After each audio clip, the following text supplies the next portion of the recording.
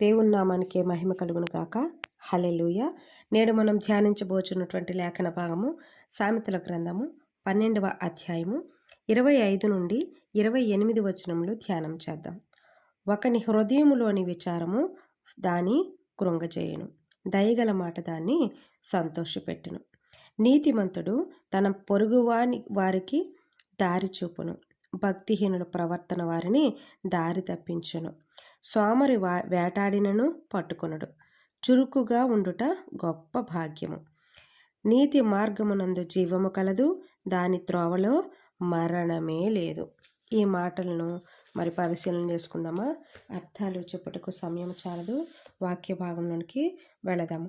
ఒక మనుష్యునిలోని అధికమైనటువంటి చింత, భయము, ఆందోళన మనిషిని బలహీనుడిని చేస్తుంది అన్నటువంటి విషయాన్ని ఇప్పుడు కూడా మనం జ్ఞాపకం చేసుకోవాలి. ఎందుకంటే ఒక వ్యక్తి ఆ సమస్య వైపు చూస్తున్నాడు కాబట్టి నిన్ను తరుముతున్న ఆ సమస్యని చూసి భయపడ్డావా, నీ పతనం స్టార్ట్ అవుతుంది. ఆ సమస్యని వదిలి దానిని పంపిన వాని వైపు చూసావా, సొల్యూషన్ దొరుకుతుంది. ఈ విషయాన్ని ఇప్పుడు కూడా గుర్తుంచుకోవాలి. చింతించటం వల్ల ఒక మూర పెరగము తగ్గించబడడం కదా. కాబట్టి అన్యుల వలె చింతించకుండా దేవుని మీద విశ్వాసం ఉంచి ముందుకు నడవాలి.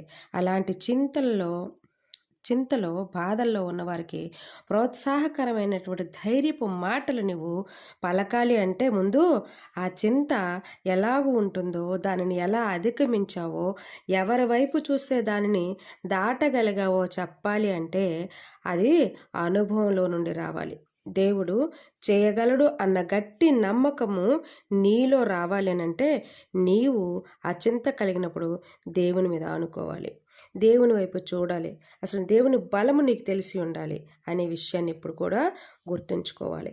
ఇతరులకు అంత ధైర్యం చెప్పేటువంటి మాటలు నువ్వు అంత ధైర్యంగా, స్పష్టంగా మరి భరోసా ఇవ్వగలిగే విధంగా నువ్వు మాట్లాడాలి అనంటే, ఆదరణకరమైన మాటలు నీలో నుండి రావాలి అనంటే ఆ ధైర్యము, ఆ ఓదార్పు, ఆ ఆదరణ నీవు దేవుడి దగ్గర పొందుకొని ఉండాలి.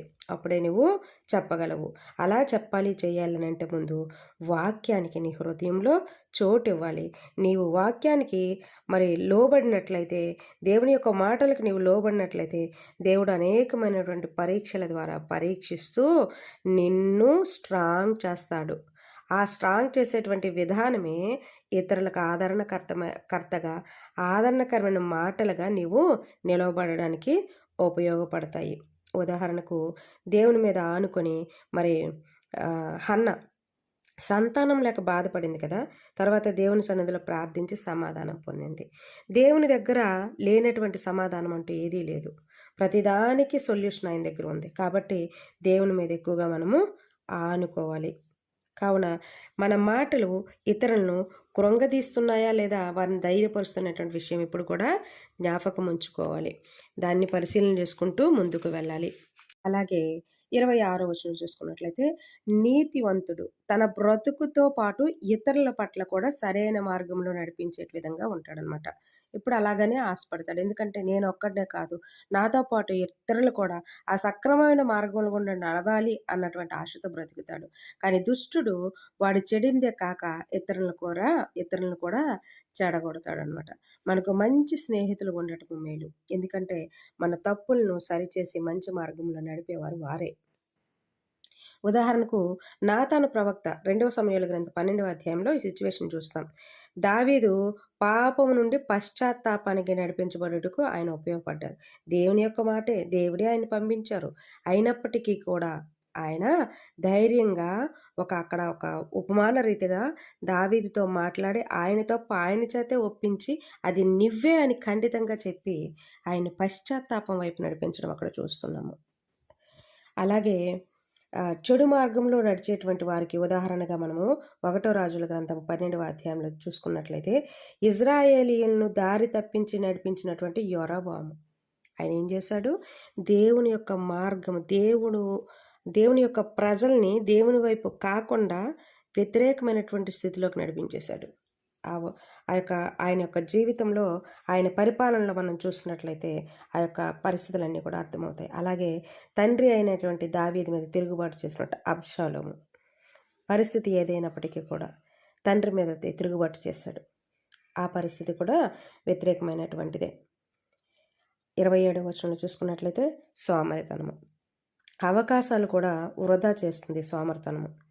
మత్తయి సువార్త 25వ అధ్యాయము 24-30 వచనం చూసుకున్నట్లయితే తలాంతులు పొందినటువంటి వ్యక్తి, వాటిని పాతిపెట్టినటువంటి వ్యక్తి, అక్కడ మనం ఆ ఉదాహరణ తీసుకోవచ్చు. అదే కష్టపడేటువంటి వ్యక్తి తనకు దొరికిన ఏ అవకాశాన్ని అయినా సరే సద్వినియోగం చేసుకుంటాడు. ఉదాహరణకు యోసేపు గారు ఆదికాండము 41వ అధ్యాయంలో చూసుకున్నట్లయితే మరి కరువు రాకమునుపు 7 సంవత్సరాల పంటని దాచినటువంటి విధానము మరి ప్రజలందరి కొరకు అది ఎంతగానో ఉపయోగపడింది.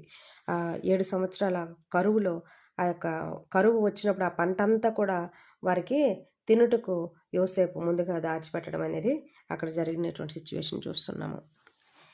ఏ అవకాశాన్ని కూడా వదులుకోకూడదు. ఎందుకంటే దేవుని నమ్ముకొని దేవుని యొక్క మార్గంలో నడుచుకుంటూ దేవునితో కనెక్ట్ అయ్యి మనం నడుస్తున్నామనంటే ఆ క్రియలు బయటకు రావాలి. నీవు నీ పొరుగువానితో ఎలా ఉన్నావు, నీ చుట్టూ ఉన్నటువంటి వారితో ఎలా ఉన్నావు, నీ ఆలోచన విధానం ఎలా ఉంది, నీ మాట తీరు ఎలా ఉంది, నీ క్రియలు ఎలా ఉన్నాయి, ప్రతిదీ కూడా మనం పరీక్షింపబడుతున్నాం అన్నటువంటి విషయము గుర్తుంచుకోవాలి. 28వ వచనంలో చూసుకున్నట్లయితే నీతితో నడిచేటువంటి వ్యక్తి జీవాన్ని పొందుతాడు. ఎందుకంటే దుష్ట మార్గంలో నడిచే వ్యక్తి నాశనాన్ని పొందుతాడు. నీతితో నడిచినటువంటి వాడు దేవుని భయంతో ముందుకు వెళ్తాడు. దుష్ట మార్గంలో ఉన్నటువంటి వాడికి దేవుని భయం ఉండదు కాబట్టి తనకు నచ్చినటువంటి వేలో ముందుకు వెళ్ళిపోతాడు. అలాంటి వాడు నాశనాన్ని కొని తెచ్చుకుంటాడు అనమాట, దేవునికి వ్యతిరేకమైన స్థితిలో వెళుతూ.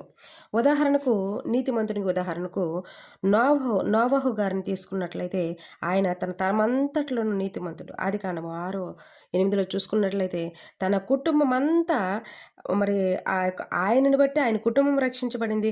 ఆయన కుటుంబంతో పాటు నేటి మనమున్నటువంటి మన తరాలన్నీ కూడా ఆయన వల్లనే, ఆయనే మూల పురుషుడుగా ఉన్నాడు. ఇప్పుడు మనకి ఆయన వలనే మనము రక్షింపబడ్డాము. దేవుని పోలికలో చేయబడినటువంటి, దేవుని యొక్క స్వరూపములో చేయబడినటువంటి మనిషి ఆ విత్తనం నిలవబడింది అని అంటే కారణము మరి నోవహు కుటుంబము. కాబట్టి ప్రతిదీ కూడా నీ యొక్క క్రియలు ఎలాగున్నాయో పరీక్షింపబడతానే విషయం కూడా ఎప్పుడు మనము జ్ఞాపకం చేసుకుంటూ ఉండాలి. దుష్టునికి ఉదాహరణ ఇస్కరియోతు యోధ, దురాశ వల్ల నాశనాన్ని తెచ్చుకున్నాడు. అననీయ సప్పీరా కూడా మనం ఉదాహరణ తీసుకోవచ్చు. అపోస్తుల కార్యాలు 5 అబద్ధం చెప్పి వారి తీర్పును పొందారు కదా. అలాగా మనము ఎలాంటి జీవితం జీవిస్తున్నాము, మన మాటలు ఇతరుల పట్ల ఎలాగో ఉన్నాయి, ముందు మనం ఎలాంటి విశ్వాసంలో ఉన్నాము, ఎలాంటి విశ్వాసాన్ని వెంబడిస్తున్నాము అన్నటువంటిది ఎప్పుడు కూడా గుర్తుంచుకోవాలి. నీవు ఇతరుల్ని ప్రోత్సహించి మాట్లాడాలని అంటే ఆ ప్రోత్సాహము లేదా ఆదరణ నీవు పొంది ఉండాలి.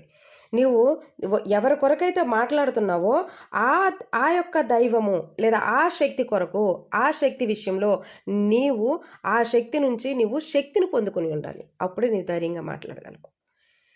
నేను ఫలానా దానిని ఆశ్రయించాను, అక్కడ ఇలా జరిగింది అని చెప్పేసి నీవు చెప్పాలి అని అంటే ముందు నీవు అది అనుభవించాలి. నా దేవుడు గొప్పవాడు, నేను ఎప్పుడు ఇదే మాట చెప్తాను, నా దేవుడు గొప్పవాడు, సజీవుడు, ఉన్నవాడు, చూస్తున్నవాడు, కాబట్టి ఆయన చేయగలడు ఏదైనా. ఆయనకి అసాధ్యమైనది ఏదీ లేదు, చేయగలడు. వెనుదిరిగి చూస్తే నేనైనా అన్న ఆశ్చర్యం నాకుంది. కాబట్టి ఎవరు ఎలాంటి పరిస్థితుల్లో ఉన్నా సరే చింతించొద్దు.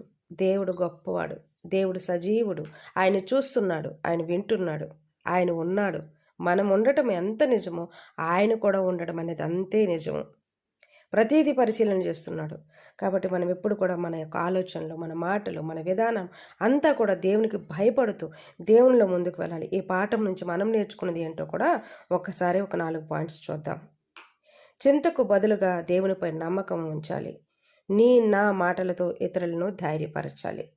రెండవ మాట, నీతితో నడుస్తూ ఇతరులకు మంచి మార్గంలో నడిపించాలి.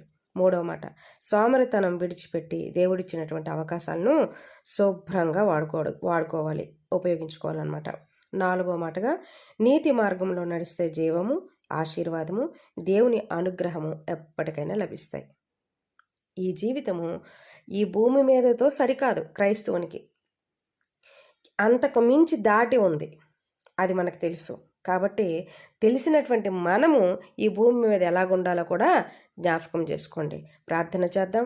మన ప్రతి బలహీనతను ఆయన చేతికి అప్పచెప్పుకొని మన బలహీనతలన్నింటినీ విడిచిపెట్టుకొని సంపూర్ణ విశ్వాసం చేత ఆయనను మనము ఆశ్రయిద్దాం.